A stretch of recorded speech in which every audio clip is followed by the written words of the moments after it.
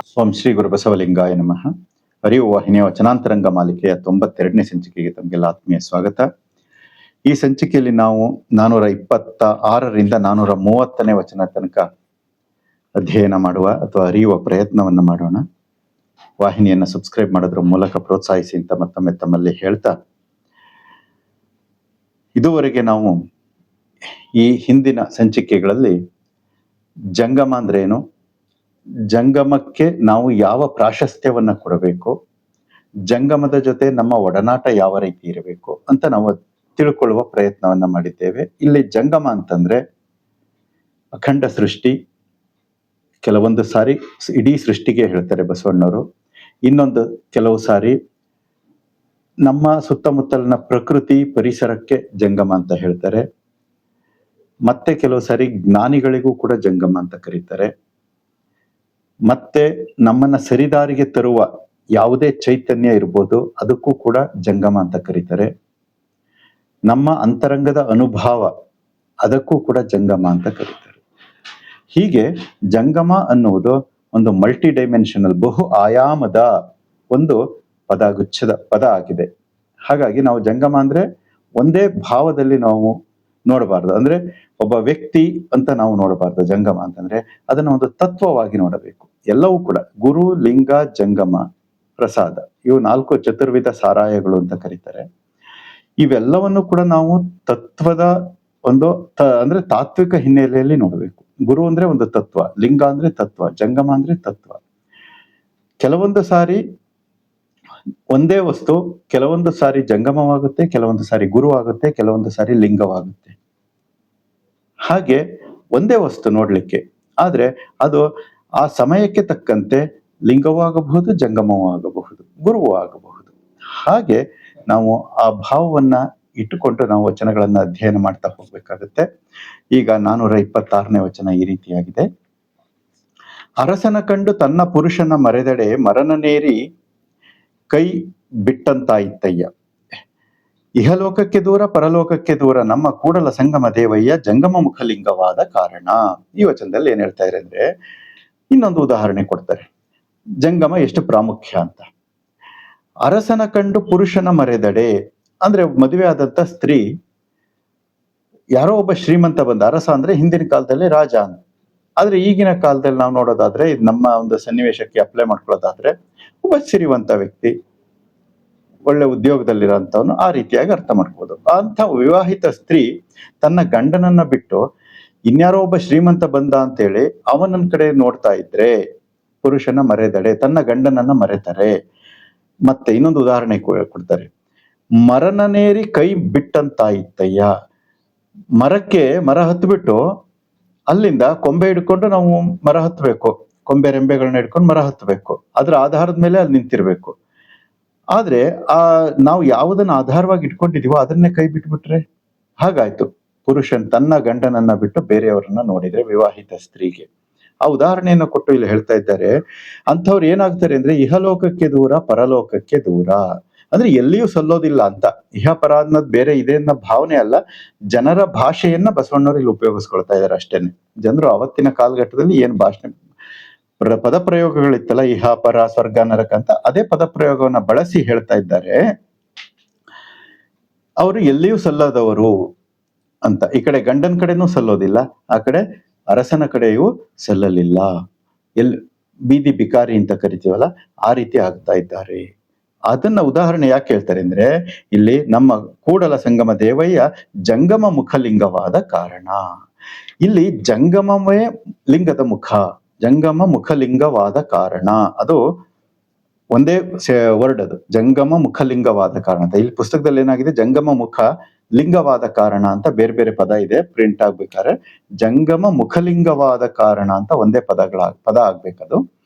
ಹಾಗೆ ಜಂಗಮ ಮುಖಲಿಂಗವಾದ ಕಾರಣ, ಲಿಂಗವು ಜಂಗಮದ ಮುಖಾಂತರ ಎಲ್ಲವನ್ನ ಭೋಗಿಸುತ್ತೆ.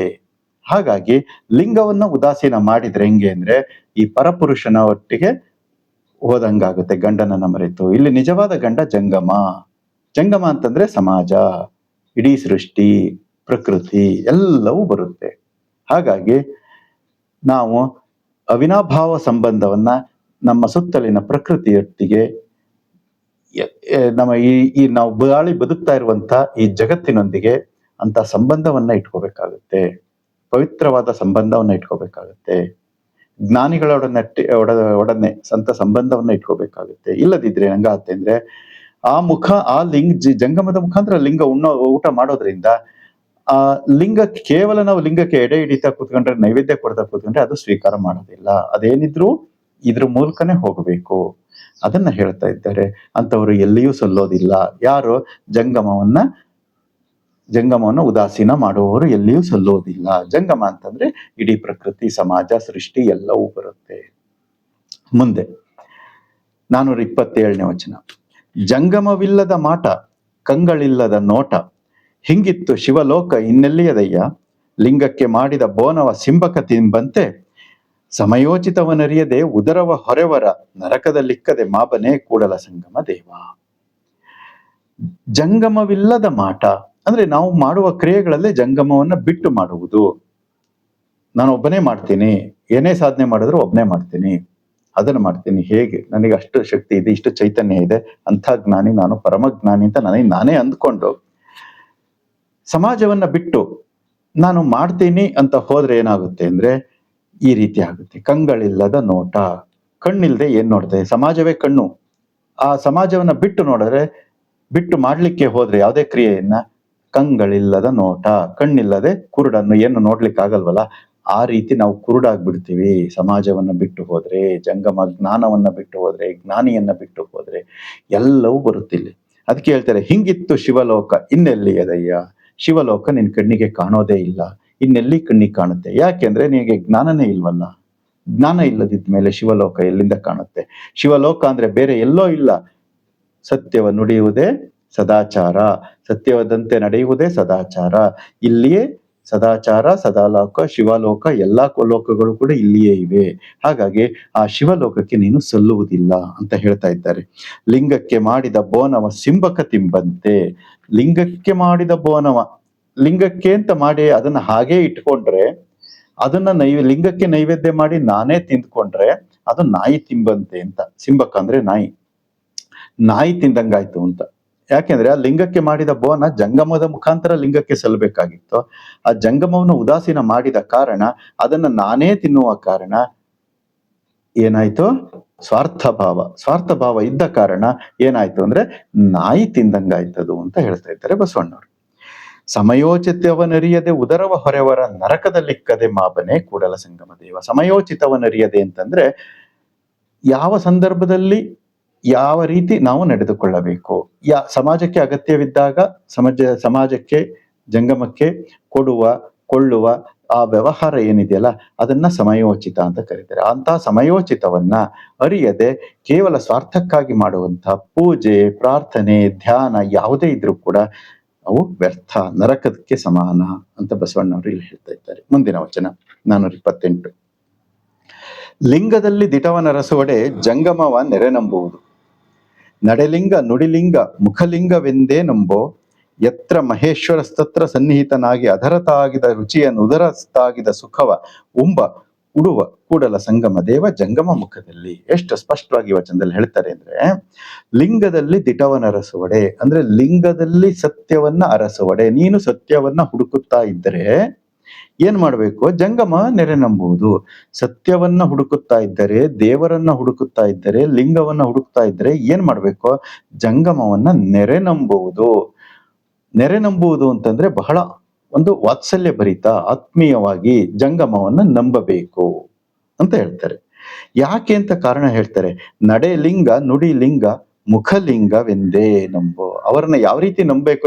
ಸಮಾಜವನ್ನ, ಜಂಗಮವನ್ನ ಅಂದ್ರೆ ನಡೆಲಿಂಗ, ಅವರು ನಡೆಯುವ ಲಿಂಗ, ಅವರು ನುಡಿಯುವ ಲಿಂಗ, ಅವರ ಮುಖಲಿಂಗ, ಈ ರೀತಿಯಾಗಿ ನಂಬಬೇಕು. ನಡೆಯಲಿಂಗ, ನಡೆಯುವ ಲಿಂಗ. ಸಮಾಜ ಅಂತಂದ್ರೆ ಏನು? ನಡೆಯುವ ಲಿಂಗ. ಜ್ಞಾನಿ ಅಂದ್ರೇನು? ನಡೆಯುವ ಲಿಂಗ. ಅದು ನುಡಿಯುವ ಲಿಂಗ ಆ ನಿರಾಕಾರ ಲಿಂಗ ನುಡಿಯೋದಿಲ್ಲ. ಆದ್ರೆ ಈ ಲಿಂಗ ಇದೆಯಲ್ಲ, ಒಬ್ಬ ಜ್ಞಾನಿ ಅವನು ನುಡಿತಾನೆ, ಅವನು ನಡೀತಾನೆ. ಹಾಗಾಗಿ ಅವನು ನಡೆಯುವ ಲಿಂಗ, ಅವನು ನುಡಿಯುವ ಲಿಂಗ. ಮುಖಲಿಂಗ, ಅವನ ಮುಖವೇ ಲಿಂಗ. ಅವನ ಮುಖದಲ್ಲಿ ಲಿಂಗವನ್ನ ಕಾಣಬಹುದು ಅಂತ ಹೇಳ್ತಾರೆ. ಆ ರೀತಿಯಾಗಿ ನಂಬಬೇಕಂತೆ. ಅದರ ತಾಗಿದ ರುಚಿಯನು ಉದರ ತಾಗಿದ ಸುಖವ. ಅದರ ತಾಗಿದ ರುಚಿ, ನಾಲಿಗೆ. ಉದರ ತಾಗಿದ ಸುಖವ, ಅಂದ್ರೆ ಊಟ ಮಾಡುವುದು, ಪ್ರಸಾದವನ್ನು ಮಾಡುವುದು. ಉಂಬ ಉಡುವ ಕೂಡಲ ಸಂಗಮ ದೇವ ಜಂಗಮ ಮುಖದಲ್ಲಿ. ಯಾವ ರೀತಿ ಜಂಗಮ ಲಿಂಗ ಯಾವ ರೀತಿ ಆಸ್ವಾದನೆಯನ್ನ ಮಾಡ್ತಾನೆ, ತೃಪ್ತಿಯನ್ನ ಪಡ್ತಾನೆ ಅಂತಂದ್ರೆ ಜಂಗಮ ಮುಖದಿಂದ ಬಂದಾಗ ಅದು ಜಂಗಮ ತೃಪ್ತಿಯೇ ಲಿಂಗ ತೃಪ್ತಿ ಅಂತ ಈ ವಚನ, ಈ ಒಂದು ಸಾರಾಂಶ. ಉಂಬ ಉಡುವ ಕೂಡಲ ಸಂಗಮ ದೇವ ಜಂಗಮ ಮುಖದಲ್ಲಿ. ಜಂಗಮ ಮುಖ ಇಲ್ಲದೆ ಲಿಂಗ ಉಣ್ಣೋದು ಇಲ್ಲ, ಉಡೋದು ಇಲ್ಲ. ಇದನ್ನ ಸ್ಪಷ್ಟವಾಗಿ ಹೇಳ್ತಾ ಇದ್ದಾರೆ. ಹಾಗಾಗಿ ದೇವರಿಗೆ ಎಡೆ ಹಿಡಿಯುವುದು, ಮೂರ್ತಿಗೆ ಎಡೆ ಹಿಡಿಯುವುದು, ಇವೆಲ್ಲವೂ ಕೂಡ ಬಸವಣ್ಣನವರು ಸ್ಪಷ್ಟವಾಗಿ ನಿರಾಕರಿಸ್ತಾರೆ. ಯಾವುದಕ್ಕೂ ಎಡೆ ಹಿಡಿಯುವಾಗಿಲ್ಲ. ಎಡೆ ಹಿಡಿಯುವುದೇ ಆದರೆ ಉಣ್ಣುವ ಲಿಂಗಕ್ಕೆ ಎಡೆ ಹಿಡಿಬೇಕು. ಉಣ್ಣುವ ಲಿಂಗ ಯಾವುದು ಅಂದ್ರೆ ಅದು ಜಂಗಮ. ಹಾಗಾಗಿ ಅಂಥವರಿಗೆ ಇಡಬೇಕು. ಜಂಗಮ ಅಂತಂದ್ರೆ ಮತ್ತೆ ಹಸಿದವನು, ಅವಶ್ಯಕತೆ ಇರುವವನು ಅಂತ ಅರ್ಥ. ಕಾವಿಯನ್ನ ಹಾಕಿಕೊಂಡವನು ಮಾತ್ರ ಜಂಗಮ ಅಲ್ಲ, ಇಡೀ ಸೃಷ್ಟಿಯೇ ಜಂಗಮ, ಇಡೀ ಸಮಾಜವೇ ಜಂಗಮ. ಮುಂದಿನ ವಚನ 429. ಜಂಗಮದ ಮನಭಾವದಲ್ಲಿ ಭಕ್ತನೇ ಭೃತ್ಯನೆಂದು, ಭಕ್ತನ ಮನಭಾವದಲ್ಲಿ ಜಂಗಮವೇ ಕರ್ತನೆಂದು ಇದ್ದ ಬಳಿಕ ಬಂದಿತ್ತು, ಬಾರದು, ಇದ್ದತ್ತು, ಹೋಯಿತ್ತು ಎಂಬ ಸಂದೇಹವಿಲ್ಲದಿರಬೇಕು. ಹೋಯಿತ್ತೆಂಬ ಗುಣವುಳ್ಳನ್ನಕ್ಕ ನಿಮಗೆ ದೂರ, ನಿಮ್ಮವರಿಗೆ ಮುನ್ನವೇ ದೂರ. ಶಿವಾಚಾರಕ್ಕೆ ಅಲ್ಲಿಂದತ್ತ ದೂರ. ಜಂಗಮದ ಹರಿದ ಹರಿವು, ಜಂಗಮದ ನಿಂದ ನಿಲವು, ಜಂಗಮದ ಗಳಗರ್ಜನೆ, ಜಂಗಮದ ಕೋಳಾಟಕ್ಕೆ ಸೈರಿಸದಿದ್ದಡೆ ನೀನಂದೇ ಮೂಗ ಕೊಯ್ಯಿ ಕೂಡಲ ಸಂಗಮ ದೇವ. ಈ ವಚನವನ್ನು ಎಷ್ಟು ದುರುಪಯೋಗ ಪಡಿಸ್ಕೋಬಹುದು ಅಷ್ಟು ದುರುಪಯೋಗ ಪಡಿಸ್ಕೊಳ್ತಾರೆ ಕೆಲವು ಕಾವಿದಾರಿ ವೇಷಧಾರಿ ಜಂಗಮರು. ಯಾಕೆ ಅಂತಂದ್ರೆ ಜಂಗಮದ ಮನಭಾವದಲ್ಲಿ ಭಕ್ತನೇ ಭೃತ್ಯನೆಂದು. ಭೃತ್ಯ ಅಂದ್ರೆ ಸೇವಕ. ಇಲ್ಲಿ ಜಂಗಮದ ಮನಭಾವ, ಅವ್ರ ಪ್ರಕಾರ ಜಂಗಮ ಅಂತಂದ್ರೆ ಕಾವಿದಾರಿ ಅಂತ ಅಂದ್ಕೋಬಿಡ್ತಾರೆ. ಆದ್ರೆ ಬಸವಣ್ಣವ್ರ ಪ್ರಕಾರ ಅದಲ್ಲ. ಬಸವಣ್ಣವ್ರ ಪ್ರಕಾರ ಇಡೀ ಸೃಷ್ಟಿಯೇ ಜಂಗಮ, ಇಡೀ ಸಮಾಜವೇ. ಆಗ್ಲಿಂದ ಹೇಳ್ತಾ ಇದ್ದೀನಲ್ಲ, ಎಲ್ಲಾ ವಚನಗಳಲ್ಲೂ ಬರ್ತಾ ಇರೋದು ಅದನ್ನೇ. ಇಡೀ ಸೃಷ್ಟಿಯೇ ಜಂಗಮ, ಇಡೀ ಸಮಾಜವೇ ಜಂಗಮ, ಸಕಲ ಜೀವ ರಾಶಿಯೇ ಜಂಗಮ. ಹಾಗೆ ಜ್ಞಾನಿಗಳು ಕೂಡ ಅದರಲ್ಲೇ ಬರ್ತಾರೆ, ಅವರು ಜಂಗಮ, ಎಲ್ಲವೂ ಜಂಗಮ. ಅದಕ್ಕೆ ಹೇಳ್ತಾರೆ ಇಲ್ಲಿ, ಅಂಥ ಜಂಗಮದ ಮನೋಭಾವದಲ್ಲಿ ಭಕ್ತನೇ ಭೃತ್ಯನೆಂದು. ಅಂದ್ರೆ ನಾನು ಭೃತ್ಯನಾಗಿ ನಡ್ಕೋಬೇಕು ಅಂತ ಭಕ್ತ ಅನ್ನೋನು. ಯಾರು ಭಕ್ತ ಅಂತಂದ್ರೆ ಪ್ರತಿಯೊಬ್ಬ ಜೀವಿಯೂ ಭಕ್ತ. ಎದುರಿಗಿರುವಂತ ಸಮಾಜ ಎಲ್ಲ ಜಂಗಮ. ಆ ವ್ಯಕ್ತಿಗೆ ಆತ ಭಕ್ತ, ಎದುರಿಗಿರುವ ಸಮಾಜವೆಲ್ಲ ಜಂಗಮ. ಆ ರೀತಿ ಪ್ರತಿಯೊಬ್ಬರು ಕೂಡ ತಿಳ್ಕೊಬೇಕಾಗುತ್ತೆ. ಭಕ್ತನ ಮನೋಭಾವದಲ್ಲಿ ಜಂಗಮವೇ ಕರ್ತನೆಂದು ಇದ್ದ ಬಳಿಕ, ಜಂಗಮಕ್ಕೆ ಒಬ್ಬ ವ್ಯಕ್ತಿ ಸೇವಕ. ಸೃಷ್ಟಿಗೆ ಅಂದ್ರೆ ನಾವು ಸೇವಕ ಭಾವದಿಂದ ವರ್ತಿಸ್ಬೇಕು. ಭಕ್ತನ ಮನೋಭಾವದಲ್ಲಿ ಯಾವ ರೀತಿ ಇರಬೇಕು ಅಂದ್ರೆ ಜಂಗಮವೇ ಕರ್ತನೆಂದು ಇದ್ದ ಬಳಿಕ. ಜಂಗಮವೇ ಕರ್ತ ಅಂತಂದ್ರೆ, ಜಂಗಮ ಅಂದ್ರೆ ಈ ಇಷ್ಟ ತನಕ ಹೇಳ್ದಂಗೆ ಇಡೀ ಸಮಾಜ ಎಲ್ಲ ಹೊರಗಿರೋದು ಸಕಲ ಜೀವ ಚರಾಚರ ಚೈತನ್ಯ ಎಲ್ಲವೂ ಜಂಗಮ. ಅದರನ್ನ ನಾನು ಹೀರಿಕೊಂಡು ಬೆಳೀತಾ ಇದ್ದೀನಿ. ಅದರ ಸ್ವಾದವನ್ನ ಹೀರಿಕೊಂಡು ಒಬ್ಬ ವ್ಯಕ್ತಿ ಬೆಳೀತಾನೆ ಅಂದ್ರೆ ನನಗೆ ಕರ್ತ ಯಾರು? ಜಂಗಮ. ಯಾಕೆಂದ್ರೆ ನಾನು ಒಬ್ಬ ವ್ಯಕ್ತಿಯಾಗಿ, ಒಬ್ಬ ಒಂದು ಶಕ್ತಿಯಾಗಿ ಹಾಗೆ ರೂಪುಗೊಳ್ಳಲಿಲ್ಲ. ನಾನು ಸಮಾಜದ ಎಲ್ಲವನ್ನ ಹೀರಿಕೊಂಡಿರ್ತೀನಿ. ಕೃಷಿ ಮಾಡುವವರಿಂದ ಆಹಾರವನ್ನು ತೆಗೆದುಕೊಂಡಿರ್ತೀವಿ, ತಂದೆ ತಾಯಿಯಿಂದ ಪ್ರೀತಿ ಪ್ರೇಮವನ್ನ ಪಡ್ಕೊಂಡಿರ್ತೀವಿ, ಅಕ್ಕ ತಂಗಿ ಅಣ್ಣ ತಮ್ಮಂದಿರಿಂದ ಏನೇನೆಲ್ಲ ಪಡ್ಕೊಂಡಿರ್ತೀವಿ, ನೆರೆಹೊರೆಯವರಿಂದ ಎಷ್ಟೆಲ್ಲ ಪಡ್ಕೊಂಡಿರ್ತೀವಿ, ಜ್ಞಾನವನ್ನ ಪಡ್ಕೊಂಡಿರ್ತೀವಿ, ಅನುಭವವನ್ನ ಪಡ್ಕೊಂಡಿರ್ತೀವಿ. ಇವೆಲ್ಲವೂ ಕೂಡ ಎಲ್ಲಿಂದ ಬರುತ್ತೆ ಅಂದ್ರೆ ಜಂಗಮ, ಸಮಾಜವೆಂಬ ಜಂಗಮದಿಂದ ಪ್ರತಿಯೊಬ್ಬ ವ್ಯಕ್ತಿಯೂ ಕೂಡ ಪಡ್ಕೊಂಡಿರ್ತಾನೆ. ಹಾಗಾಗಿ ಆತ ಸಮಾಜಕ್ಕೆ ಋಣಿಯಾಗಿರ್ಬೇಕು. ಯಾವ ಭಾವದಿಂದ ಅಂದ್ರೆ ನಾನು ಆಗಿರುವುದು, ನಾನು ಈ ರೀತಿ ಮಾಡಲ್ಪಟ್ಟಿರುವುದು ಈ ಸಮಾಜದಿಂದ ಅನ್ನುವ ಭಾವ ಇರಬೇಕು. ಅದನ್ನ ಹೇಳ್ತಾರೆ, ಭಕ್ತನ ಮನೋಭಾವದಲ್ಲಿ ಜಂಗಮವೇ ಕರ್ತನೆಂದು. ಕರ್ತ ಅಂದ್ರೆ ಸೃಷ್ಟಿಕರ್ತ ಅಂತ ಅಲ್ಲ, ನನ್ನನ್ನ ಆಗು ಮಾಡಲಿಕ್ಕೆ ಯಾರು ಕಾರಣ ಅದು ಕರ್ತ. ನನ್ನನ್ನ ಈ ಸ್ಥಿತಿಗೆ ತಂದು ನಿಲ್ಲಿಸಕ್ಕೆ ಕಾರಣಕರ್ತರು ಯಾರು? ಇಡೀ ಸೃಷ್ಟಿ, ಇಡೀ ಬ್ರಹ್ಮಾಂಡ, ಇಡೀ ಚೈತನ್ಯ, ಸುತ್ತ ಇರುವಂತ ಚೈತನ್ಯ, ಅದು ನನ್ನನ್ನ ಈ ಒಂದು ಬೆಳವಣಿಗೆಗೆ ಕಾರಣವಾಗಿದೆ. ಹಾಗಾಗಿ ಅದೇ ಕರ್ತ ಎಂದು ಇದ್ದ ಬಳಿಕ ಬಂದಿತ್ತು, ಬಾರದು, ಇದ್ದತ್ತು, ಹೋಯಿತ್ತು ಎಂಬ ಸಂದೇಹವಿಲ್ಲದಿರಬೇಕು. ಅಂದ್ರೆ ಸ್ವಾರ್ಥ ಮನೋಭಾವನೆ ಅಳಿದಿರಬೇಕು ಅಂತ. ಹೋಯಿತ್ತೆಂಬ ಗುಣವುಳ್ಳನ್ನಕ್ಕ ನಿಮಗೆ ದೂರ, ನಿಮ್ಮವರಿಗೆ ಮುನ್ನವೇ ದೂರ. ಶಿವಾಚಾರಕ್ಕೆ ಅಲ್ಲಿಂದತ್ತ ದೂರ. ನೋಡಿ, ಇವೆಲ್ಲ ಶಿವಾಚಾರದ ವಚನಗಳು. ಇಡೀ ಸೃಷ್ಟಿಯನ್ನ ಶಿವಭಾವದಿಂದ ಕಾಣಬೇಕು ಅಂತ. ಅದೇ ಶಿವಾಚಾರಕ್ಕೆ ಅಲ್ಲಿಂದತ್ತ ದೂರ. ಈ ರೀತಿ ಇಲ್ಲ ಅಂತಂದ್ರೆ ಶಿವಾಚಾರಕ್ಕೆ ದೂರ. ಮುಂದೆ ಹೇಳ್ತಾರೆ, ಜಂಗಮದ ಹರಿದ ಹರಿವು, ಜಂಗಮದ ನಿಂದ ನಿಲುವು, ಜಂಗಮದ ಗಳಗರ್ಜನೆ, ಜಂಗಮದ ಕೋಳಾಟಕ್ಕೆ ಸೈರಿಸದಿದ್ದಡೆ ನೀನಂದೇ ಮೂಗ ಕೊಯ್ಯಿ ಕೂಡಲ ಸಂಗಮ ದೇವ ಅಂತ ಹೇಳ್ತಾರೆ. ಈ ಕೊನೆ 3 ಸಾಲಿದಾವಲ್ಲ, ಬಹಳ ಅರ್ಥಗರ್ಭಿತವಾಗಿದ್ದಾವೆ. ಆದ್ರೆ ಈ ಅರ್ಥಗರ್ಭಿತ ಸಾಲುಗಳನ್ನ ಕೆಲವರು ದುರುಪಯೋಗ ಪಡಿಸ್ಕೊಳ್ತಾರೆ, ಕೆಲವರು ಪ್ರಕ್ಷಿಪ್ತ ವಚನ ಅಂತ ಹೇಳ್ತಾರೆ. ಅಂದ್ರೆ ಬೇರೆಯವ್ರು ತೂರ್ಸಿರೋ ವಚನ ಅಂತ. ಬೇರೆಯವ್ರು ತೂರ್ಸಿರೋ ಪದಗಳು ಅಲ್ಲ ಇವು. ಆದ್ರೆ ಇವು ಸತ್ಯ ಬಸವಣ್ಣವರೇ ಬರ್ದಿರೋಂಥ ಸಾಲುಗಳು ಅಂತ ನನಗಂತೂ ಅನ್ಸುತ್ತೆ. ಆದ್ರೆ ಇದನ್ನ ದುರುಪಯೋಗ ಪಡಿಸ್ಕೊಳ್ಳೋ ಮಂದಿ ಬಹಳ ಇದ್ದಾರೆ, ವೇಷಧಾರಿಗಳು. ಜಂಗಮದ ಹರಿದ ಹರಿವು ಅಂದ್ರೆ ಜಂಗಮದ ಓಟ ಅದು ಯಾವ ರೀತಿ ಇರುತ್ತಲ್ಲ ಅದು. ಜಂಗಮದ ನಿಂದ ನಿಲುವು, ನಮ್ಮ ಒಡನಾಟಗಳು. ಜಂಗಮದ ಗಳಗರ್ಜನೆ. ಗಳಗರ್ಜನೆ ಅಂತಂದ್ರೆ ಜಂಗಮದ ಒಂದು ಏನು ಸ್ವಭಾವ. ಅದು ಜಂಗಮ ಅಂತಂದ್ರೆ ಸಮಾಜದಲ್ಲಿ ಎಲ್ಲ ಒಂದೇ ತರ ಇರೋದಿಲ್ಲ, ಎಲ್ಲ ಸೌಮ್ಯ ಸ್ವಭಾವದಲ್ಲಿರೋದಿಲ್ಲ. ಎಲ್ಲಾ ತರದ ಒಂದು ಕ್ಯಾರೆಕ್ಟರ್ ಇರುವಂತ ಸಮಾಜ ಇಲ್ಲಿ ಇರ್ತಾರೆ ಅಲ್ವಾ. ಅದಕ್ಕೆ ಗಳಗರ್ಜನೆ ಅಂತಂತ ಬಂದ ತಕ್ಷಣ ಇಲ್ಲಿ ಏನ್ ಮಾಡ್ತಾರೆ, ಕೆಲವರು ವೇಷಧಾರಿ ಜಂಗಮರು ಭಕ್ತರ ಮೇಲೆ ಬಂದು ಕೂಗಾಡಕ್ ಶುರು ಮಾಡ್ತಾರೆ. ಅದು ಬೇಕು, ಇದು ಬೇಕು, ಅಷ್ಟು ಕೊಡ್ಬೇಕು, ಇಷ್ಟು ಕೊಡ್ಬೇಕು, ದಾನ ಮಾಡು, ದಾಸೋಹ ಮಾಡು, ಇದು ಮಾಡು, ಅದು ಮಾಡು, ಅವನ ಕೈಲಿ ಇದೆಯೋ ಬಿಟ್ಟಿದ್ಯೋ. ರಕ್ತವನ್ನ ಹೀರುವ ರೀತಿಯಲ್ಲಿ ವರ್ತನೆಯನ್ನ ಮಾಡುವುದನ್ನ ಈ ಸಮಾಜ ಕಂಡಿದೆ. ಆ ರೀತಿ ಈ ವಚನಗಳನ್ನ ದುರುಪಯೋಗ ಪಡಿಸ್ಕೊಳ್ತಾರೆ ತಪ್ಪು ಅರ್ಥದಿಂದಾಗಿ. ಹಾಗಾಗಿ ಬಸವಣ್ಣನವ್ರು ಹೇಳಿರೋದೇನು, ಸಮಾಜ ಅಂತ ಅಲ್ಲ, ಜಂಗಮ ಅಂತಂದ್ರೆ ಸೃಷ್ಟಿ, ಸಮಾಜದಲ್ಲಿ ಎಲ್ಲ ರೀತಿಯ ಜನರಿರ್ತಾರೆ. ಆ ಎಲ್ಲವನ್ನ ಒಂದು ಬ್ಯಾಲೆನ್ಸ್ ಮಾಡ್ಕೊಂಡು ಹೋಗುವಂತ ಒಂದು ಮೈಂಡ್ ಸೆಟ್ ಇರಬೇಕು, ನಮ್ಮದಾಗಬೇಕು. ಅಂತ ಒಂದು ತಾಳ್ಮೆ ನಮ್ಮಲ್ಲಿ ಅಳವಡಬೇಕು. ಅದನ್ನ ಹೇಳ್ತಾ ಇದ್ದಾರೆ. ಜಂಗಮದ ಗಳಗರ್ಜನೆ, ಜಂಗಮದ ಕೋಳಾಟಕ್ಕೆ ಸೇರಿಸದಿದ್ದಡೆ. ಸಮಾಜದಲ್ಲಿ ನಡೆಯುವಂತ ಎಲ್ಲ ರೀತಿಯ ಅನೀತಿ ಅವ್ಯವಹಾರ ನಡೀತಾ ಇರುತ್ತೆ, ಆದ್ರೆ ಅದಕ್ಕೆ ಸೈರಿಸ್ಕೊಂಡು ಹೋಗ್ಬಾರ್ದು. ಅದನ್ನ ಎದುರಿಸಿ ಅಲ್ಲಿ ಸತ್ಯವನ್ನ ಸ್ಥಾಪನೆ ಮಾಡ್ತಾ ಹೋಗ್ಬೇಕು ಸಾಧ್ಯವಾದ್ರೆ. ಮತ್ತೆ ತನ್ನ ಮಾನಸಿಕ ಸ್ಥಿತಿಯನ್ನ ಕಳ್ಕೋಬಾರ್ದು, ಸಮತೋಲನವನ್ನ ಕಳ್ಕೋಬಾರ್ದು.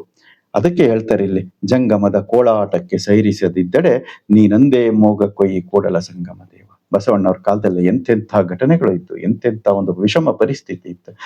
ಈ ಸಮಾಜದಲ್ಲಿ ಸೃಷ್ಟಿ ಆದಾಗಿನಿಂದ ಇಲ್ಲಿ ತನಕ ಇನ್ನು ಮುಂದೆಯೂ ಕೂಡ ಇಂಥ ವಿಷಮ ಸ್ಥಿತಿಗಳು ಇದ್ದೇ ಇರ್ತವೆ. ಹಿಂದೆಯೂ ಇದ್ದು, ಇವತ್ತು ಇದೆ, ಮುಂದೆಯೂ ಇರುತ್ತೆ. ಅಂಥ ವಿಷಮ ಸ್ಥಿತಿಗಳನ್ನ ಒಂದು ಸಮತೋಲನ ಮಾನಸಿಕ ಸ್ಥಿತಿಯಿಂದ ನಾವು ತೆಗೆದುಕೊಂಡು ಹೋಗಬೇಕು. ಅದನ್ನ ಸುಧಾರಿಸ್ಲಿಕ್ಕಾದ್ರೆ ಸುಧಾರಿಸುವ ಪ್ರಯತ್ನವನ್ನ ಮಾಡಬೇಕು.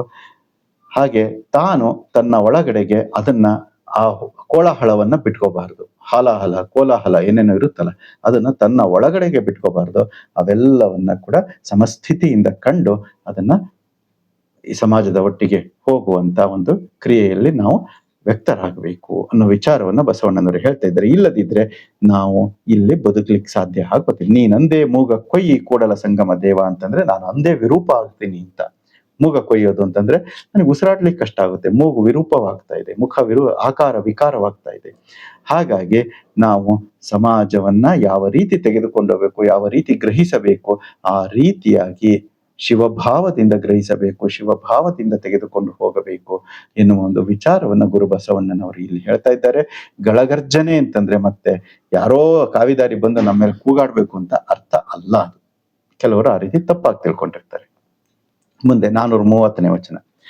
ನಯನದಾಹಾರವ ಜಂಗಮವ ನೋಡಿಸುವೆನು, ಶ್ರೋತ್ರದಾಹಾರವ ಜಂಗಮವ ಕೇಳಿಸುವೆನು, ಘ್ರಾಣದಾಹಾರವ ಜಂಗಮವ ವಾಸಿಸುವೆನು, ಜಿಹ್ವೆಯ ಆಹಾರವ ಜಂಗಮವ ನೋಡಿಸುವೆನು, ಕವಚದಾಹಾರವ ಜಂಗಮಕ್ಕೆ ಹೊದ್ದಿಸುವೆನು, ಅಧಿಕ ಪ್ರೇಮ ಪರಿಣಾಮವ ಮಾಡುವೆನು, ಸಕಲ ಪದಾರ್ಥಗಳ ನೀಡುವೆನು, ಕೂಡಲ ಸಂಘ ನಿಮ್ಮ ಶರಣರಿಗೆ. ಇಲ್ಲಿ ಹೇಳ್ತಾರೆ, ಇದೇ ಕೊನೆಯ ವಚನ ಭಕ್ತ ಸ್ಥಳದಲ್ಲಿ ಹೇಳ್ತಾ ಇದ್ದಾರೆ.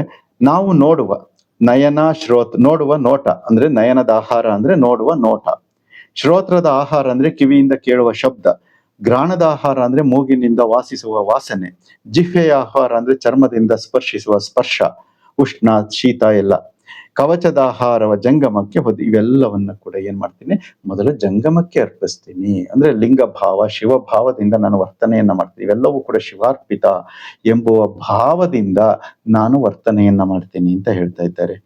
ಹಾಗೆ ಮಾಡದೇ ಇದ್ರೆ ಹಾಗೆ ಮಾಡಿದಾಗ ಏನಾಗುತ್ತೆ, ಸಕಲ ಪದಾರ್ಥಗಳ ಇವರಿಗೆಲ್ಲರಿಗೂ ಸಲ್ಲಿಸ್ತೀನಿ, ಕೂಡಲ ಸಂಘ ನಿಮ್ಮ ಶರಣರಿಗೆ, ಇವೆಲ್ಲವನ್ನು ಕೂಡ ಮೊದಲು ಜಂಗಮಕ್ಕೆ ಸಲ್ಲಿಸಿ ನಾನು ಭೋಗಿಸ್ತೀನಿ. ಅದಕ್ಕೆ ಲಿಂಗ ಭೋಗೋಪಭೋಗಿ ಅಂತ ಕರೀತಾರೆ. ಜಂಗಮ ಮತ್ತೆ ಲಿಂಗ ಬೇರೆ ಬೇರೆ ಅಂತ ಅಲ್ಲ, ಇವುಗಳನ್ನ ಲಿಂಗ ಮುಖವಾಗಿ ಅನುಭವಿಸಿ ನಾನು ಲಿಂಗ ಭೋಗ ಉಪಭೋಗಿಯಾಗ್ತೀನಿ ಅಂತ, ಲಿಂಗ ಭೋಗೋಪಭೋಗಿಯಾಗಿ ಬದುಕಬೇಕು. ಆಗ ನಮಗೆ ಒಳಗೆ ಬರುವಂತಹ ಎಲ್ಲ ವಿಷಯಗಳು ಕೂಡ ಪ್ರಸಾದ ಸ್ವರೂಪವಾಗಿರ್ತವೆ ಅನ್ನುವುದು ಗುರುಬಸವಣ್ಣನವರ ಒಂದು ಏನು ಅಭಿಮತ, ಮತ್ತೆ ಅವರ ಒಂದು ಬಸವಣ್ಣನವರ ದಿವ್ಯ ವಾಣಿಯಾಗಿರುತ್ತೆ. ಇದಿಷ್ಟು ಈಗ ನಾವು ಭಕ್ತ ಸ್ಥಳ ಅಥವಾ ಭಕ್ತ ಸ್ಥಳದ ವಚನಗಳನ್ನ ನೋಡಿದ್ದೀವಿ. ಇನ್ನು ಭಕ್ತನ ಮಹೇಶ್ವರ ಸ್ಥಳ ಅಂತ ಪ್ರಾರಂಭ ಆಗುತ್ತೆ ಮುಂದೆ 431ನೇ ವಚನದಿಂದ. ಇಷ್ಟೊಂದು ವಚನಗಳು ಬರೋದಿಲ್ಲ ಮುಂದೆ. ಭಕ್ತ ಸ್ಥಳದಲ್ಲಿ ಅತ್ಯಂತ ಹೆಚ್ಚು ಭಕ್ತ ಸ್ಥಳದಲ್ಲಿ ಹೆಚ್ಚು ವಚನಗಳು. ಯಾಕೆಂದ್ರೆ ಮನುಷ್ಯ ಸಾಧಕ ಜೀವಿ ಶುದ್ಧಿ ಆಗಬೇಕಾಗಿರುವಂಥದ್ದು ಆರಂಭಿಕ ಹಂತದಲ್ಲಿ ಹೆಚ್ಚಿನ ಶುದ್ಧಿ ಬೇಕಾಗುತ್ತೆ. ಹಾಗೆ ಒಮ್ಮೆ ಶುದ್ಧಿ ಆಗ್ತಾ ಹೋದಂಗೆ ಮುಂದೆ ಕ್ರಿಯೆಗಳು ಈಸಿ ಆಗ್ತಾ ಹೋಗ್ತವೆ, ಸರಳವಾಗ್ತಾ ಹೋಗ್ತವೆ. ಅದಕ್ಕಾಗಿ ಮೊದಲಿಗೆ ಆರಂಭಿಕದಲ್ಲಿ ನೆಲೆಯಲ್ಲಿ ಇಷ್ಟೊಂದು ವಚನಗಳು, ಸುಮಾರು 300 ವಚನಗಳನ್ನ ಇದ್ದಾವೆ ಇದರಲ್ಲಿ ಭಕ್ತನ ಭಕ್ತ ಸ್ಥಳದಲ್ಲಿ. ಇನ್ನು ಭಕ್ತನ ಮಹೇಶ್ವರ ಸ್ಥಳದಲ್ಲಿ ಆ ಮುಂದೆ ಹೋಗ್ತಾ ವಚನಗಳ ಸಂಖ್ಯೆ ಕಡಿಮೆ ಆಗ್ತಾ ಹೋಗುತ್ತೆ. ಆ ಎಲ್ಲಾ ವಚನಗಳನ್ನ ಹೀಗೆ ಸಮಯ ಸಿಕ್ಕಾಗ ನಾವು ಅರಿಯುವ ಪ್ರಯತ್ನವನ್ನ ಮಾಡೋಣ. ವೀಕ್ಷಿಸಿದ್ದಕ್ಕೆ ಧನ್ಯವಾದಗಳು. ಶರಣಾರ್ಥಿ.